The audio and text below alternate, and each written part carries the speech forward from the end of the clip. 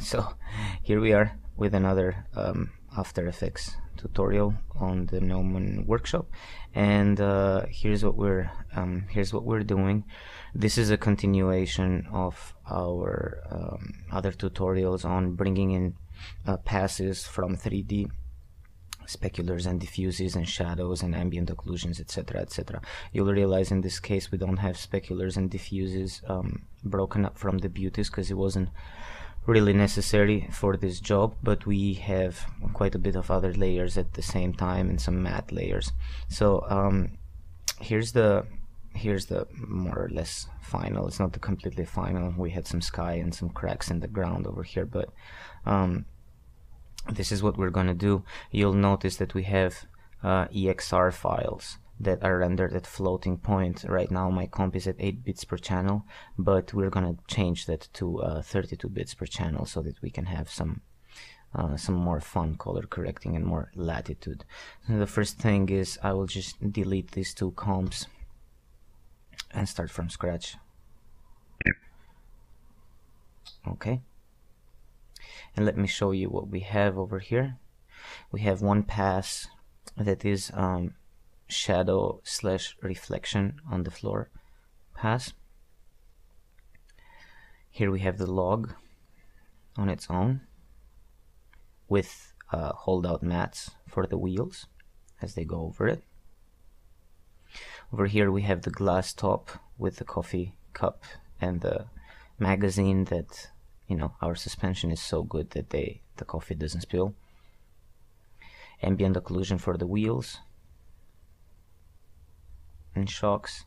The wheels, beauty themselves. Like I said, we did not render specular or reflection separately for these. It wasn't necessary. It ended up looking just fine.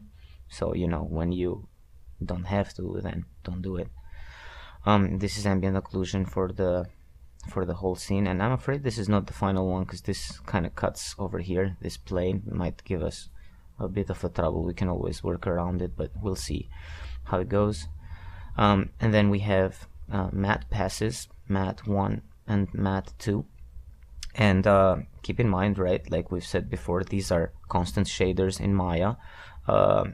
They are not Lamberts or Blinds or Fongs. If you're using Blinds and Fongs, etc., just turn down the specularity, crank up the ambient and the diffuse to the same color. Same thing with the Lambert, right? Crank up the diffuse and the ambient to pure red, pure green, or pure blue, so you don't get any diffusion or any shading or any specular or anything whatsoever. It's just flat color, no lights in the scene, no nothing.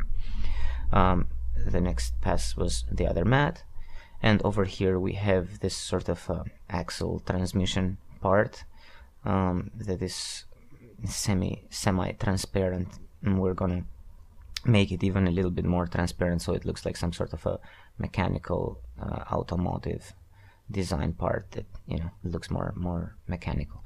So let's start with a comp, and I'm just gonna drop this down here so that we can get the comp size, and it's a bizarre 960 483 comp size because this was actually going for web.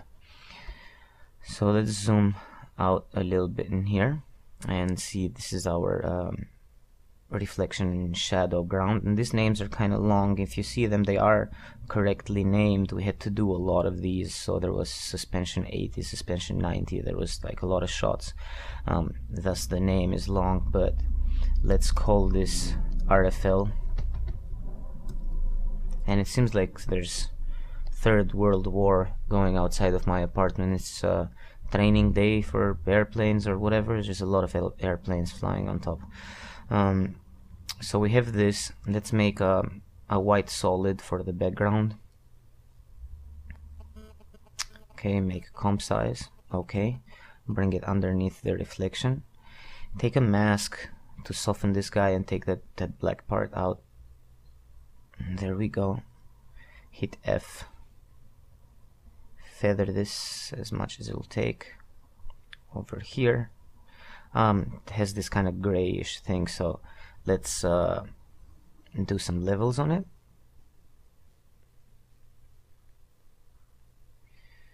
And, you know, getting some of that out.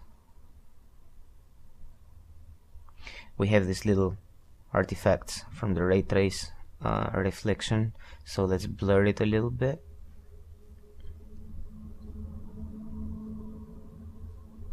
Just like that.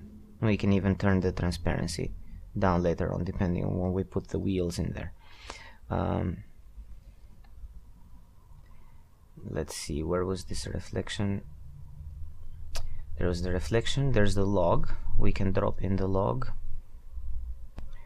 Let's open this up so we can read what's going on. There's the wheels beauty. Let's call this log wheel beauty, and the log is going underneath the wheels. It's not necessary in this case because they are held out. Okay, and then we have the table glass. We'll call this top, and we don't have much more. We have the mattes and so on, and the ambient occlusion. So let's start by color correcting this a little bit. As you see, this is pretty bland, all of this area over here, so we'll use the mattes for color correcting that part. This is the log over here, and let's start bringing a little bit of contrast in the log also. So we'll say levels and darken the shadows and the mids a little bit, like that. Looks a little better. And then let's look at our RGB mattes. For one, let's do the rims over here, and this one has the rims as green color, so I will put that on top of the wheels beauty, and we'll call this matte 1. So we want to extract the information from the green channel like we've done before. Effects, channel, effect, channel, shift channels, and we'll say take alpha from green, or you can say take red from green, take green from green, take blue from green, and then it was just going to be white. So then we'll call this matte rims. We'll do a new adjustment layer. We'll bring it under the matte rims, and we'll call this rims CC. It kind of helps to actually name these guys so you don't get confused. And then we'll say rims CC is going to be inside the alpha channel of matte rims, so alpha matte rims. And then here we can drop in some levels, crunch blacks a little bit,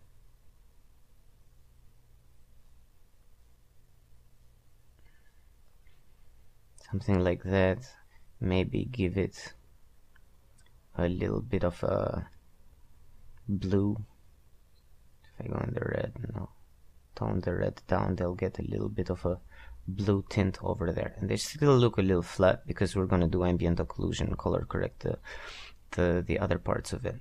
So let's look, this was matte 1, and then let's do the tires. So we'll bring this, either bring this one more time and rename it blah blah blah, or we can just select both of these guys, the adjustment layer and the matte, duplicate it, and we'll call this tire CC, and this will be tire matte. And it's getting too blue over there, so we're gonna need to change this take alpha from, it was red if I remember correctly, turn it off to see it, red, okay, turn it off right there, and there our levels and curves is already affecting the tires. We'll just delete the curves and reset the levels, so it just a little bit like that should be fine, but it makes quite a difference from this overall very well lit, and this makes the tires look a little shinier and newer also.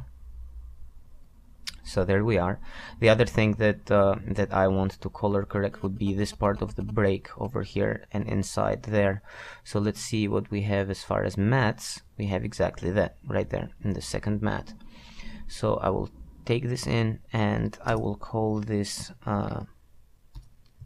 brakes matte, make a new adjustment layer, bring it underneath, and say adjustment layer, you're going to be inside the alpha of the brakes mat, which it doesn't have an alpha right now. We need to drop in a channel shift channels, and I think it was green, right? And let's try it. Go in the adjustment layer, and this will be brakes CC, effect color correction levels, and there's our brakes right there. And we could even do like a color correction hue saturation and just colorize these guys, kind of like some sports car will have this. Those brake, those red calipers in there. Maybe we can do that just for fun. So there's the red brakes over there. I want to also color correct these parts over here, and we have just the springs here, so we can color correct the springs, but this part comes with this whole area, which in fact I guess you know, the mats weren't done like super correctly, because it seems like it's affecting the suspension, but it's also affecting our calipers over here. But let's see how that looks. So I'll bring it in, and I'll call this suspension mat, and I want to take the blue channel, shift channels, take alpha from blue, make a new adjustment layer, bring it underneath, and call this suspension CC. Suspension CC is going to be inside the mat of suspension mat, so alpha mat right there. And now let's drop in some levels, because you see they're kind of like blend, and we can actually do a little bit of added blue in those too. So color correction levels, and let's see, you know, so it brightens our calipers too, but between the two, you know, it kind of works. It didn't completely destroy, in fact probably made it a little better. We needed to have darkened those a little bit too. So there you go. And then just we can drop in some curves and slightly pull back on the red, so it doesn't pull as much from the calipers, but it still adds a little bit of blue in there. And they're kind of cool now, right? So you can see the difference between without the color correction and with the color correction. It looks so much more alive, so much better. There's our top, maybe just a little bit of levels on it, kick up a highlight or something, and darken a couple of things. And now I just completely reminded that all of this time I have been working on 8 bits per channel. So let's see if I go in here and change this now to 32 bits, what the difference gonna be. It wasn't that perceptible, I guess. Nope, but let's leave it at 32 bits per channel. Okay, and just so that you guys know, if you bring the window effects and presets up, that we don't have up all of the time, but there's an interesting little option over here in the options of that window, that you can say show 32 bits per channel capable effects only, and we'll show you all the effects in After Effects that can do 32 bits per channel. So far we have been concerned pretty much with levels, curves, and hue saturation, so they're all 32-bit capable. And we have the blurs, we just had a blur, and the blur was 32-bit, so we're cool. Okay, so the next thing that really remains over here is to check on our ambient occlusion. Actually, let's bring in this X-ray guy, and he has a holdout mat, so let's call this X-ray, not cray, but X-ray. And we can turn down the opacity like this, or we can do some levels on the alpha channel, which I prefer. So if we go in the alpha channel, the levels, and we can just tweak it around Look at that, maybe even tinted blue. Color curves. So there's not only an air dogfight going out there, but there's also the police down on the ground involved over here in my neighborhood. And this is a nice neighborhood. Anyway, so let's take some red out of it. It will just tint it with a little bit of blue. So here we are, and we have assembled this much so far. And there's really not that much left to do. Let's look at we have wheels AO and we have wheels and floor AO. So let's try this guy and we'll bring it on top of everything. It's not the place where it's gonna go, because if we put it on top of the top glass plate, it's gonna color affect the suspension from the top. So see, if I put it on multiply, we're gonna get those edges right there. But what I can do is I can bring it underneath the top, so it's not gonna affect those guys anymore. Let's see the difference with and without ambient occlusion. Obviously it does not have to be full. It's already getting too dark. And maybe even levels on it, or curves for that matter, doesn't matter.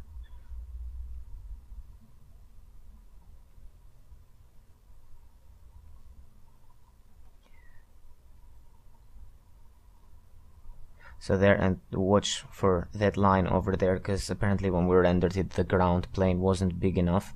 You can choke it or mask it. Let's see if we can just choke it real quick.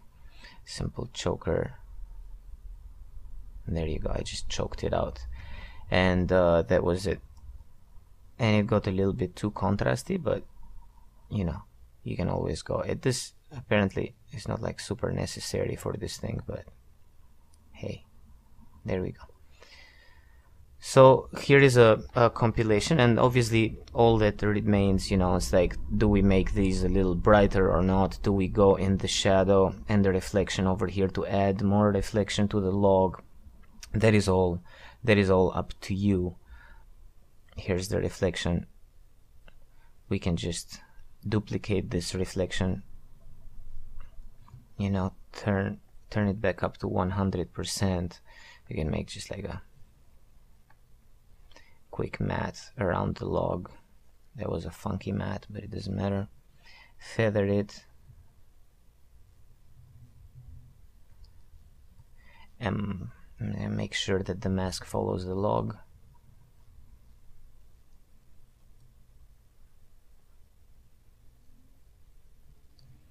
Let me select the whole mask.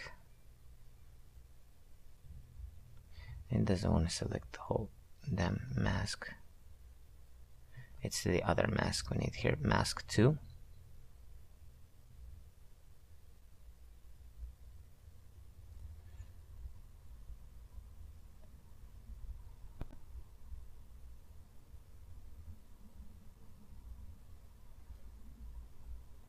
And it's getting slow now at 32 bits per channel. So can add some of that, feather this mask because I had feathered the previous one, and we have a little more of a shadow underneath the log. And so this is the control that we have and that we get. And for this job we had so many of these passes that there was really unnecessary to render the specular by itself, because it looks just fine, but we definitely needed the control of for the tires to make them more shiny, less shiny, calipers red or blue or what have you, and color correct the rims depending on how the client liked. And the word of the day is, a good TD is a lazy TD. That's what an old mentor, visual effects supervisor of mine told me. It's basically, if you can do it with a couple of mattes in compositing and fix it so it looks good, then there is absolutely no point in going in 3D and messing with the lighting and then transfer that lighting to the 20 other scenes that you have and re-render everything, when all we need to do here is a couple of levels and curves. So this was just another example of putting together passes from 3D, and I'm sure we're gonna do a lot more. So thanks for hanging around and good luck.